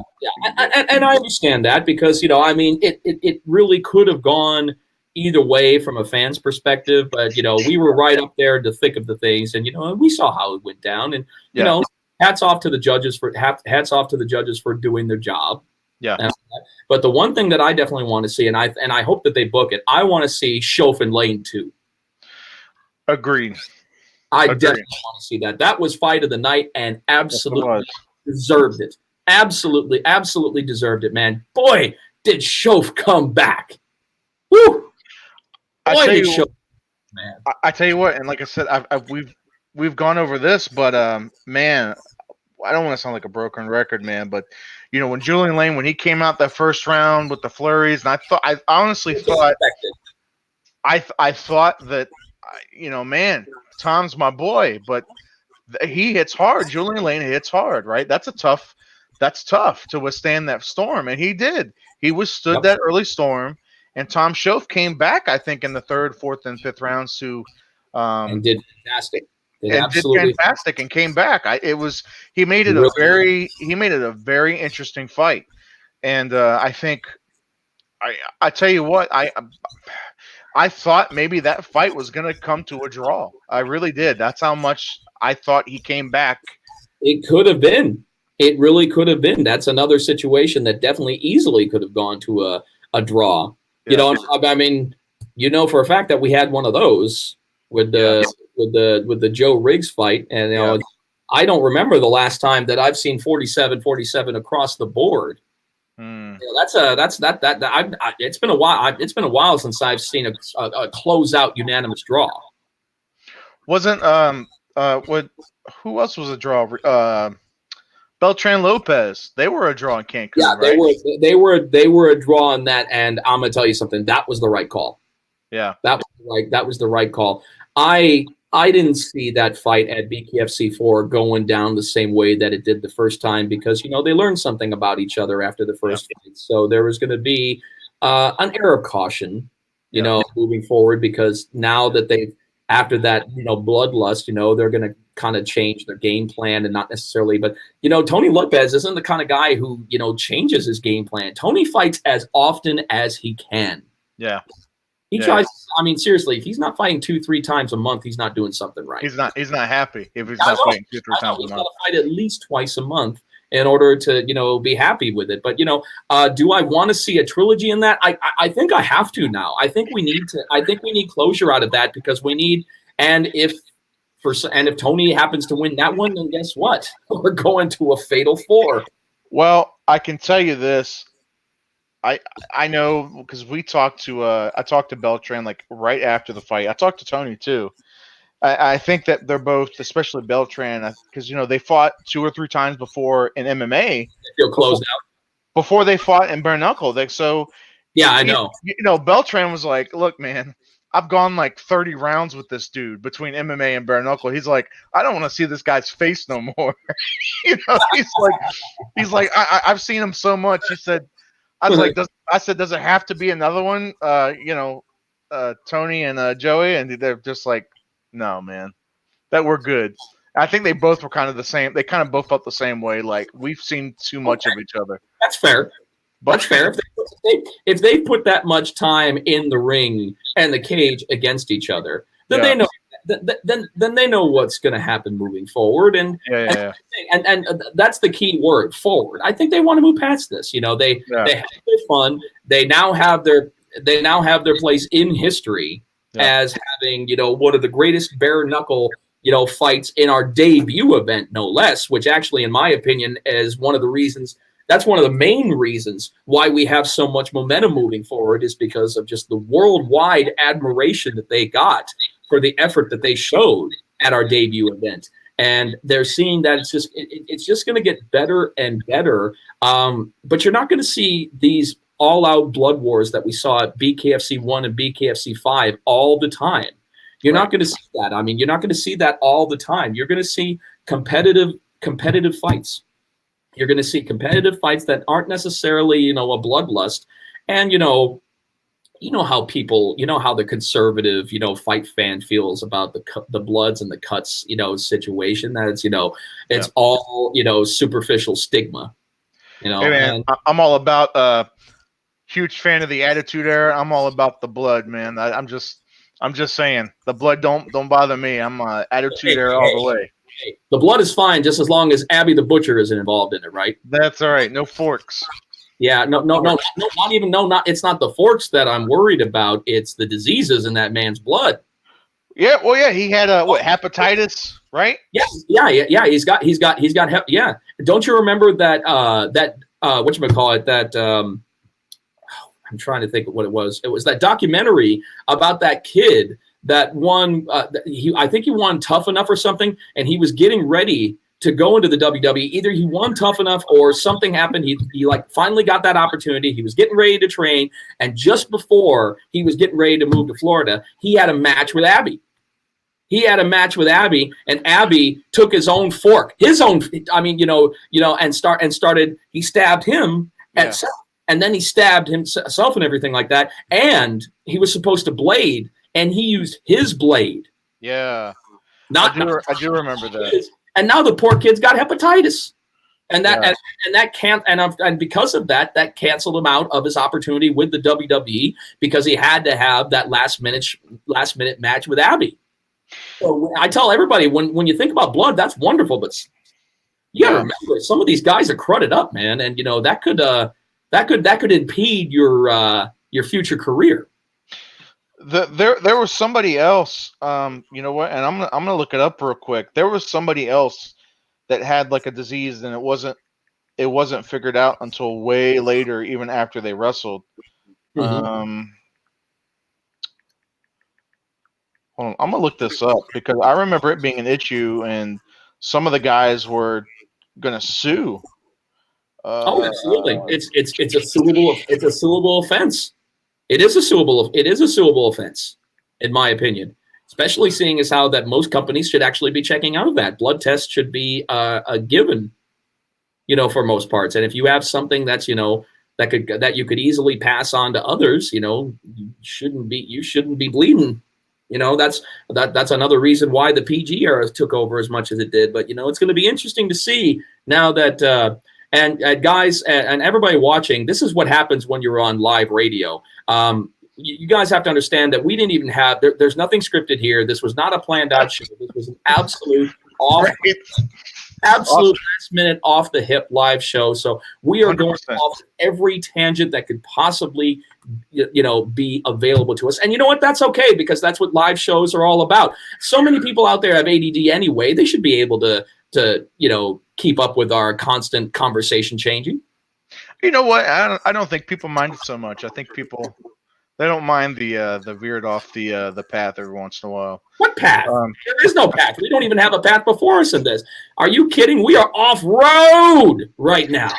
I can't. I tell you what, I can't find it, but I know there was somebody else that was really prominent. I know they were a big star, like back in like the '80s and '90s, and they had something. And I remember like guys like Undertaker. It was somebody like Undertaker wrestled back in the '90s, and he was pretty pissed because they now Undertaker never got anything, but even still, he bladed around it. They bladed around each other in a match, and he was like, "Fuck, And you're not supposed to be doing that. Nope.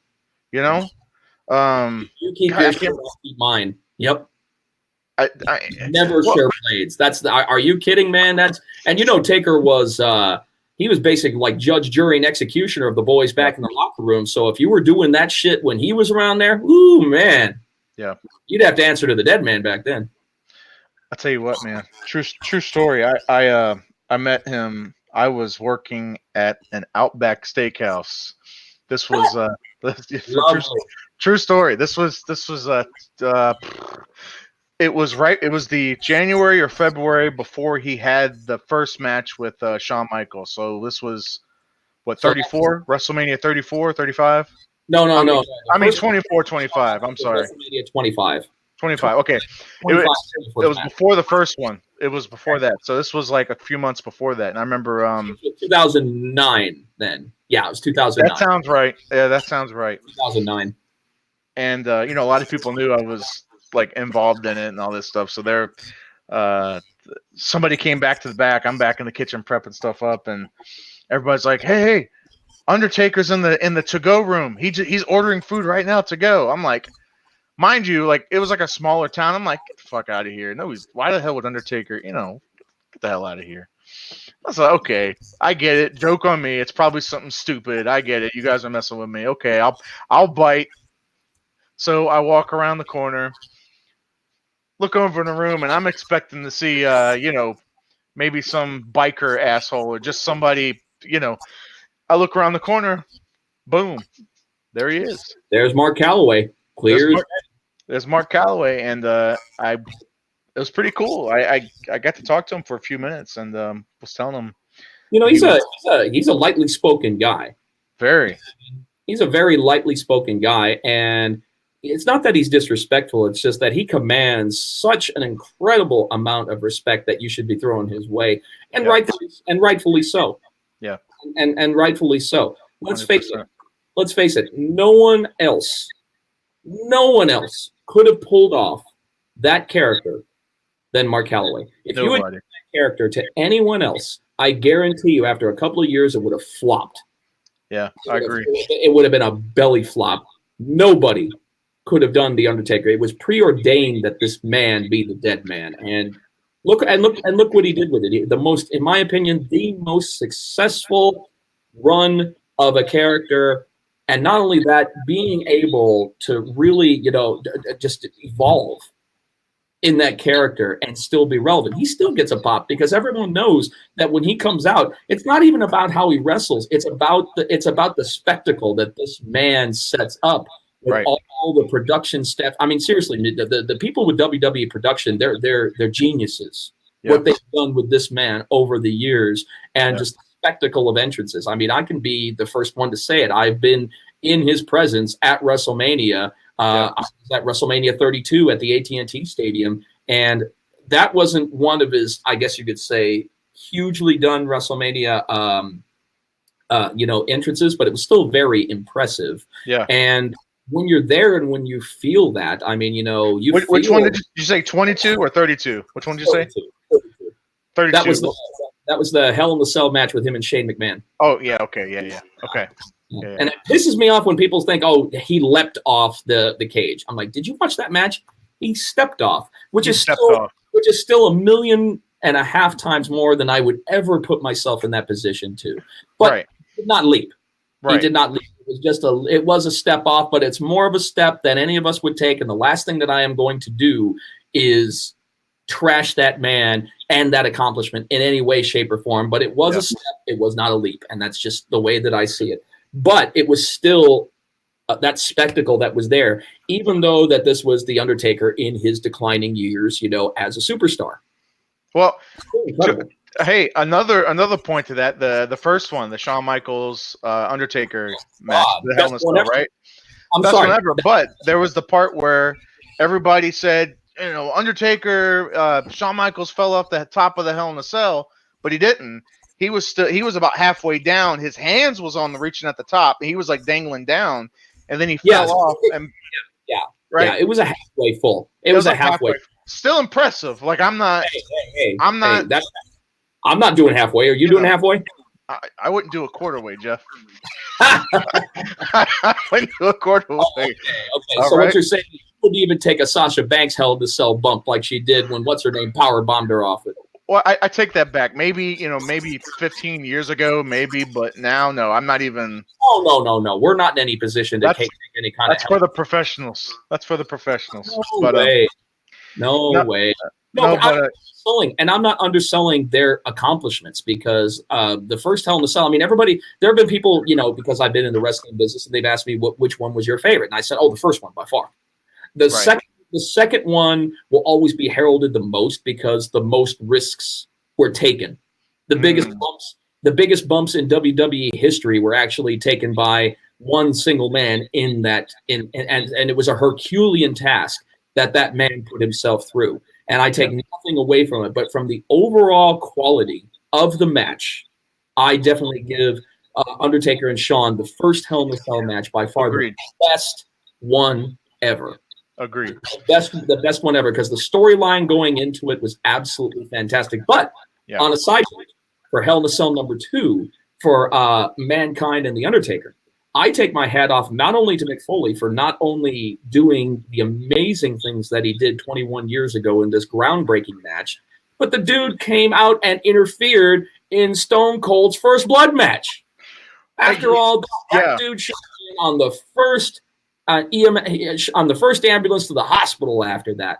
But no, he made a run. Well, he didn't really make a run in. It was more like a very injured dog. Casual stroll. Yeah. After all that. And I was just like, oh my God, dude, after everything you just did, man, take a break. You've earned it. But what's funny is Bruce Pritchard, I don't know if you listen to Bruce Pritchard's podcast. But it's very good. When he was talking about that part where Foley, because that was set up, Foley was going to come out and do the interference. They said that after the Taker match, they were already working on different ways to achieve the same thing because they didn't think that Foley was going to be able to do the run-in. And they said that they didn't even know. They didn't know that Foley was still good to do the run-in literally until he's like walking back up to Gorilla position with the damn chair. That's right. So, interesting. Man, I tell you what, it brings back memories like with the Shawn Michaels one, with the SummerSlam leading up to that, right? With Brett and Taker, and Brett and Taker were my two. Those were my two guys, man. Brett and Taker. Seeing like Taker being the only one to break out of the sharpshooter, that match was amazing. And then you had the Shawn Michaels accidentally hits Taker, busts them open. It's the holy shit moment. Brett wins the belt, carries over. They had the Ground Zero match with Taker, which is okay. But the Hell in a Cell one, I think, is the one that everybody always remembers. It was. There is one thing, if we're talking about Bret Hart, when it comes to breaking the sharpshooter, that I wish he actually had have done. And and Brett would have kind of gotten him back into the sharpshooter and reapplied it. And that was Steve Austin during the submission match at WrestleMania 13. To put over because the whole point of that match was really to put over Steve Austin's character, because he was coming out with Stone Cold was at its birth. He had just been, he barely had any kind of ground running. Obviously, the Steve Austin, the Stone Cold gimmick really didn't start ringing out until after he won King of the Ring that year. And that's when he brought out the Austin 3:16 quote, which in my opinion is still the greatest beginning quote to a character that there's ever been.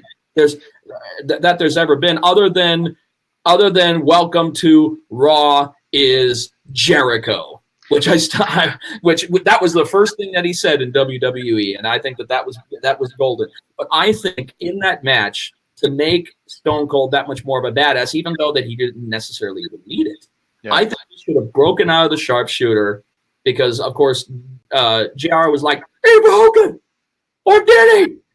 You know, because they thought he did and everything. I think he should have broken it, and I think that Brett should have maybe given him a club or two and then put him back in the sharpshooter because of all the blood that he had lost, which would have made sense for the story, you know, to kind of put him back in that and but say, you know what, son of a bitch still broke the sharpshooter. I don't think Brett, because it was Brett's idea for Taker to break out of it.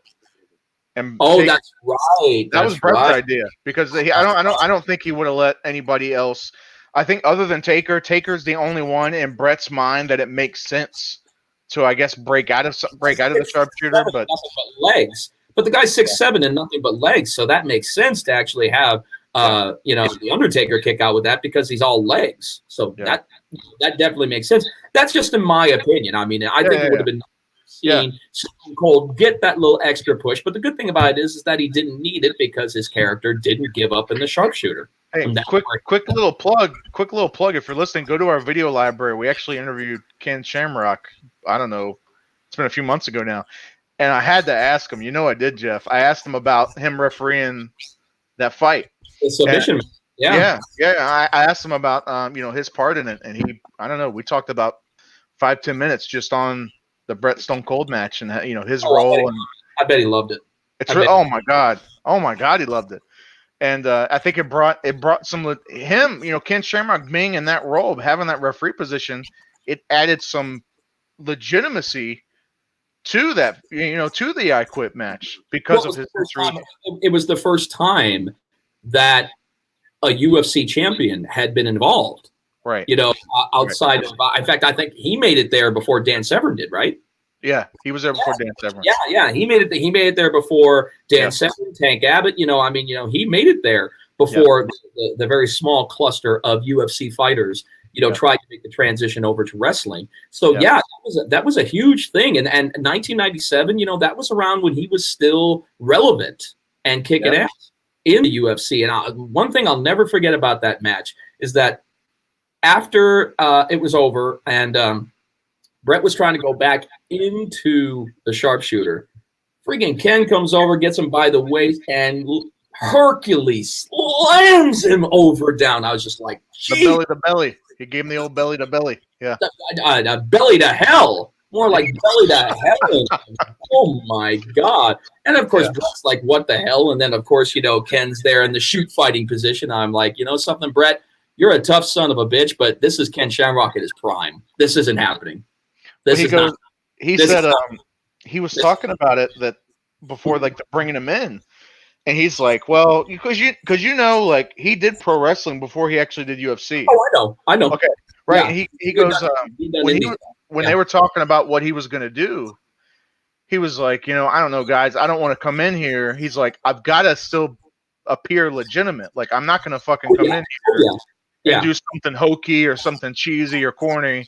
He's like, if I'm going to come in and I'm going to slam somebody or it's got to look, I'm going to make it look legitimate. Well, it also has to be at the appropriate time, right? And not like during the match, imposing your will because that's that's Brett and Steve's job. Yeah. So for the ref to come in and kind of physically impose, during the match would have made absolutely no sense. And it would have made Ken look, really bad. So the way that they set that up as him saying enough is enough and the match is over, the man is in a pool of his own blood, get the hell off of him. He's done his part. Hey, that was brilliant. Brilliant. Guys, I'll tell you what, we need to wrap this up, Jeff. Yeah, I know. I'm going to tell you something. 39 ran on for a hell of a lot longer than I thought it would, man. We covered across the board, man. Man, we were talking about is the world round, bare knuckle fighting championship, Steve Austin, WWF. Man, we were going all over the place, weren't we, Josh? That's right, man. All over the place. Guys, I tell you what, let's like I said, we're just gonna wrap this up real quick, but please give Mr. Jeff Houston a follow if you haven't already. Great guy, best ring announcer alive. Follow us at facebook.com/Combat Insiders. Like I said, we're on Reddit, we're on Twitter, we're on Facebook, we're everywhere, all over social media. And we got a huge show coming up this Wednesday, so stay tuned to that. That's all I got from Mr. Live Worldwide. For me, Joshua Furs. That's all we got, and we're out. Like, share, and subscribe. Combat Insiders. Get it done. Boom. Yo, hold on.